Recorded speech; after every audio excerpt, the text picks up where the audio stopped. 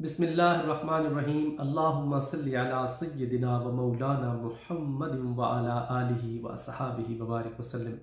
السلام علیکم خواتین و حضرات، امید کرتا ہوں آپ سب لوگ خیریت سے ہوں گے۔ ایک مرتبہ پھر مظفر وارثی صاحب کا مشہور زمانہ کلام تو کجا من کجا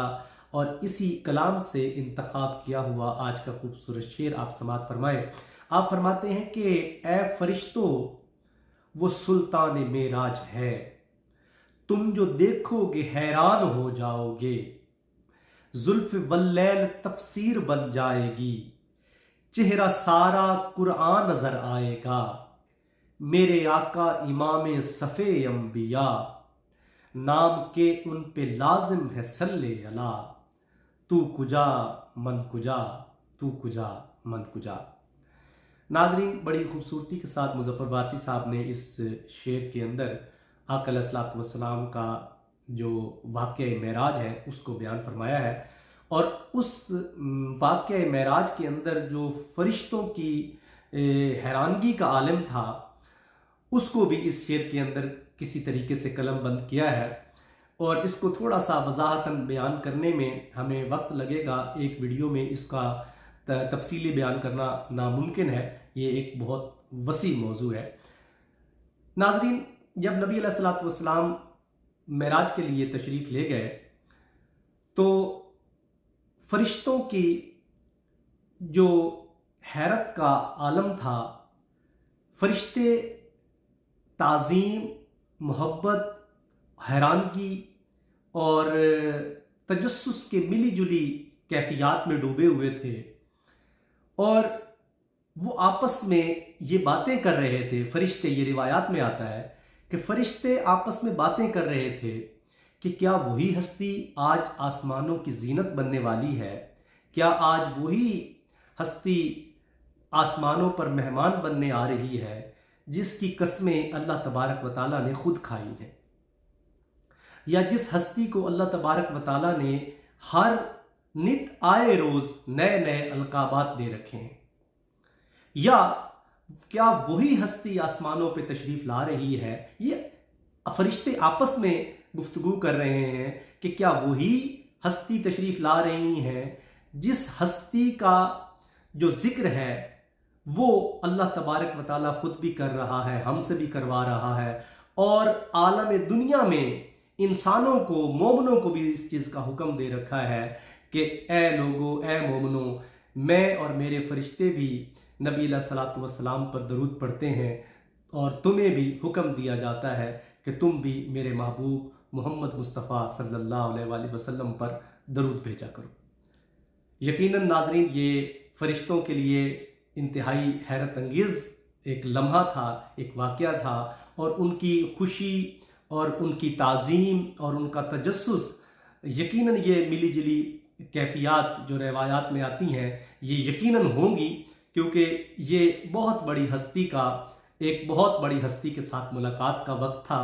اور یہ واقعہ انتہائی اسلام کے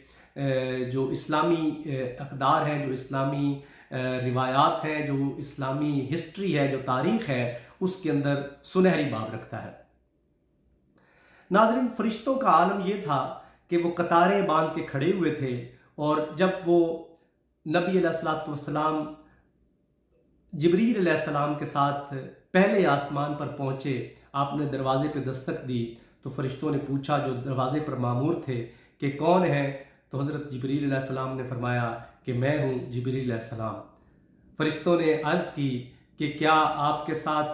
وہ ہستی بھی ہیں جن کو آج معراج کے لیے اللہ تبارک و تعالیٰ نے بلایا ہے؟ تو آپ نے فرمایا، حضرت جبریل علیہ السلام نے جواب دیا، جی ہاں، وہ بھی میرے ساتھ ہیں۔ انہوں نے بڑے ہی ادب کے ساتھ، بڑی خوشی کے ساتھ دروازہ کھولا، اور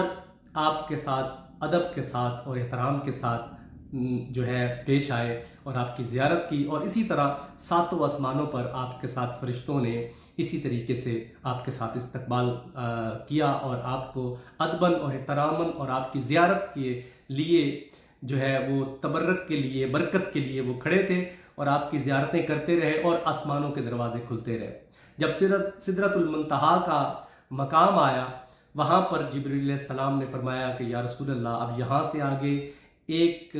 قدم بھی میں آگے نہیں چل سکتا، کیونکہ یہاں سے آگے میری حد ختم ہو جاتی ہے اور یہاں سے آگے میرے پر جل جائیں۔ تو جب نبی علیہ الصلوۃ والسلام وہاں سے بھی آگے چلے گئے اور کعبہ قوسین کی منزل پر پہنچے تو ناظرین فرشتوں نے اللہ تبارک، یہ روایات میں آتا ہے، فرشتوں نے اللہ تبارک و تعالیٰ سے سوال کیا، یا باری تعالیٰ ہم تیری عبادت کرتے ہیں، ہم تیری حمد و ثنا کرنے والے ہیں، لیکن یہ مقام و مرتبہ ہمیں کیوں نہیں دیا گیا؟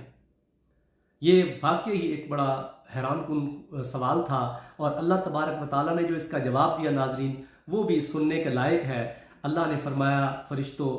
تم میری عبادت کرتے ہو اور میرا محبوب نبی محمد مصطفیٰ صلی اللہ علیہ وآلہ وسلم وہ میرا محبوب ہے اور اس نے میری معرفت حاصل کی ہے۔ یعنی فرشتوں کے درمیان اور نبی علیہ الصلوۃ والسلام کا جو فرق بیان فرمایا، وہ فرمایا کہ میرے نبی نے، میرے جو محبوب نے میری معرفت حاصل کر رکھی ہے اور تم صرف میری عبادت کرتے ہو۔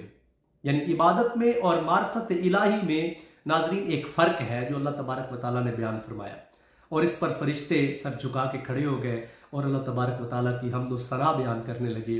اور اس چیز کی خوشی کی کوئی ان کی انتہا نہیں تھی کہ ایک فرش سے ایک بشر ہے جو ان کے، یعنی ان کی حیاتی میں، ان کی زندگی میں، ان کی زیست میں کبھی کوئی ایسا واقعہ پیش نہیں آیا کہ کوئی بشر اتنی بلندیوں کے مقام پر پہنچا ہو،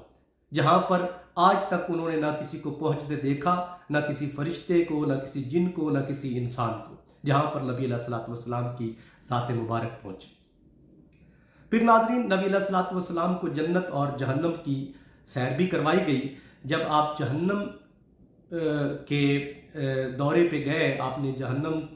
کو دیکھنا چاہا تو نبی علیہ الصلوۃ والسلام نے دیکھا کہ کچھ لوگ اپنے چہرے کو نوچ رہے تھے۔ تو نبی علیہ الصلوۃ والسلام نے پوچھا کہ یہ کون لوگ ہیں جو اپنے چہرے کو نوچ رہے ہیں؟ تو فرشتوں نے عرض کیا، یا رسول اللہ یہ وہ لوگ ہیں جو دنیا سے محبت کرتے تھے اور یہ چغلی اور غیبت کرتے تھے۔ پھر نبی علیہ الصلوۃ والسلام کی نظر ایک اور گروہ پر پڑی جن کے پیٹ بہت بڑے ہوئے تھے اور ان کے ارد گرد سانپ اور بچھوؤں کے ڈھیر لگے ہوئے تھے، ان کے پیٹ بڑے تھے۔ نبی علیہ الصلوۃ والسلام نے پوچھا کہ یہ کون لوگ ہیں؟ تو